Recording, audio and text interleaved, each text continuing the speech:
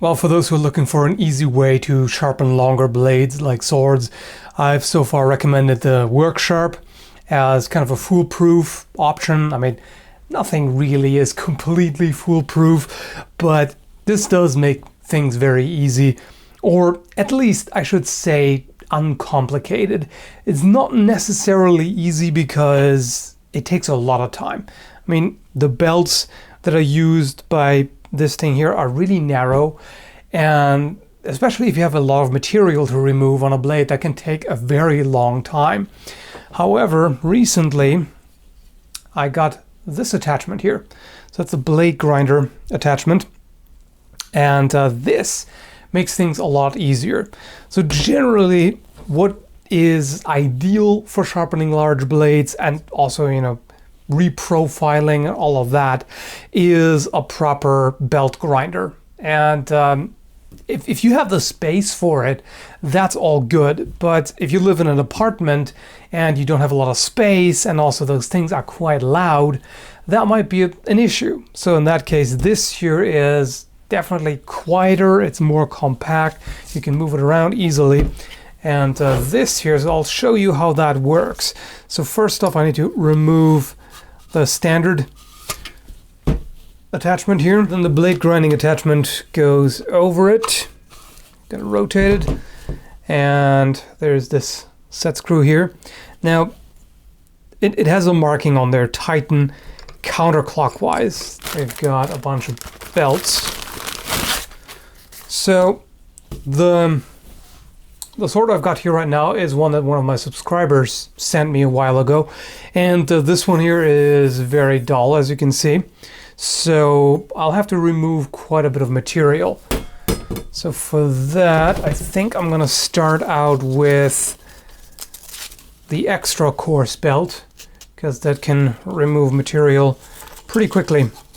So you gotta put it on here, and then there is the spring-loaded bar that you push in and rotate, release that, and then there's this adjustment knob here. So if you spin it a little bit, and you notice that the belt is not quite centered, it's a little bit off in that direction. So I can turn this, I have to see, yeah, there we go. You can also change the center location, bring this one in closer by simply removing the screw and putting it in the other hole here. So what that does when it's closer together is it's a slightly flatter grind. Whereas when they're further apart, you have a fairly pronounced convex grind, which is what I want in this case because I want to have pretty good durability. On this side, there's a knob that you have to remove if you want to change the edge angle. So when you remove that, this piece moves around. So you see the angle indicator there, depending on where you want it. 15 would be, a very acute angle. That would be for a kitchen knife. Albion swords, as far as I know, have an edge angle of 22.5, and that's what I personally like. 25 is fine too for, tougher tasks. You can also go up to 30. But for this one here, I think, let me just take a look at the blade. Yeah, I think I'm gonna leave it at 25 actually, because this has a certain amount of heft, so it doesn't need a very acute angle, so this should be fine. I'm gonna put that screw back in there. This platform here is an angle guide, so if you put the blade on there flat and lift it up, trying to maintain the angle, that's a bit of a help or an additional reference point. If you're good at freehanding it, you don't need that, but it's kind of neat to have it. And you'll see that the belt moves in this direction, so it grinds away from the edge.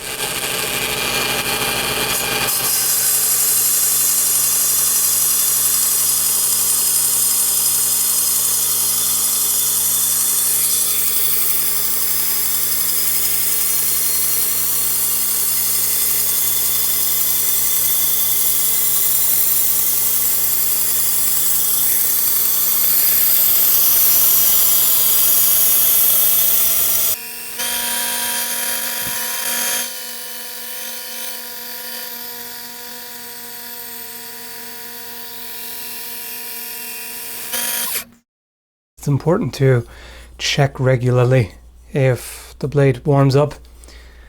If it feels warm to the touch, you should either wait or cool it down with cold water, something like that, just to make sure that you don't ruin the tempering. The guard presents me with a bit of a problem here because of how it sticks out to the side.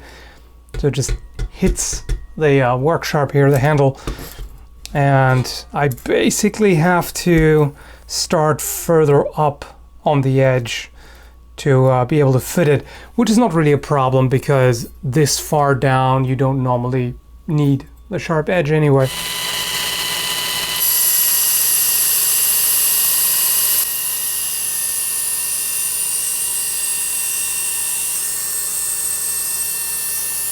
By the way, if any of you have experience with a belt grinder and have some tips on how to do it better technique-wise, and feel free to let me know. So this is really mainly for people who haven't done this before and are looking for a fairly easy solution. I haven't done much freehand sharpening myself and haven't had a belt grinder like this so far. This doesn't have the edge guide the same way that the standard attachment has. Here is really easy, you just have to draw it through. With this, there's a bit more room for error depending on how you hold it, but of course you get better over time. And I can already feel there is a decent burr.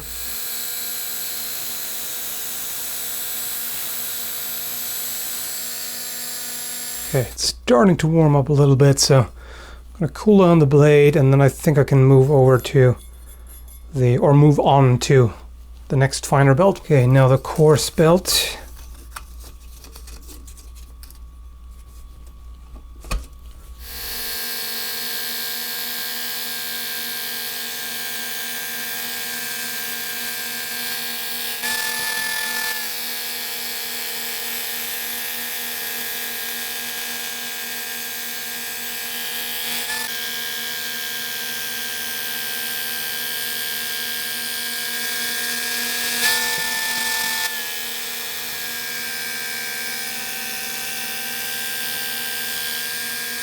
And here is the medium belt.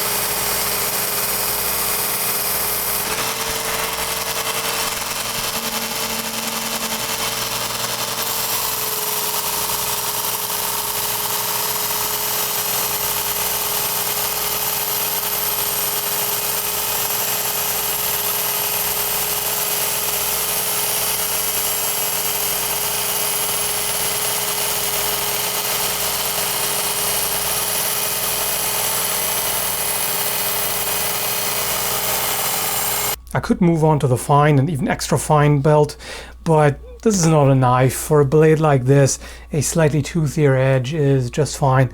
And let's see how sharp it is now. Yeah, that is quite good, as you can see. And also, if I drag it across slowly, I don't feel any dull. There might be a bit of a problematic spot further up. Let's see. Yeah, it drags a little bit here, so if I wanted to be extra thorough, I'd give that spot a couple more passes, but otherwise it is quite sharp. And I gotta tell you, this was dramatically faster than with this attachment here. Like with this one, this would have taken me 3 times as long, probably, if not longer. So the wider, longer belt is really helpful here. And also this setup here just gives you more versatility, because this way you're not actually limited to the angles here. You can hold it any way you like. And in fact, if you, for example, wanted to take the edge off a sword, let's say you have a sword blade, a sharp blade, and want to turn it into a blunt practice blade, you could even, hold it at a 90-degree angle and just grind the heck out of it and take the edge off entirely. So you've got more options with these, but you still have the compact nature of this tool, especially if you want to move something. I mean, you can even take this apart, but if you don't, I mean, this is still very small and compact. So saves you space, saves you weight, and all of that. Also, there is another attachment as well that I got. This one here. That's the tool grinder. And so this one goes onto the work sharp, and this is intended to, well, you see on this picture here, I haven't used it that way yet, but you can then just use the entire thing freehand and clamp something in a vise and then go over it. So yeah, there's lots to like about this. And I'll leave the link down below in the video description as usual to where you can buy it. And yeah, I would highly recommend it. This makes things much, much easier. Anyway, thanks for watching.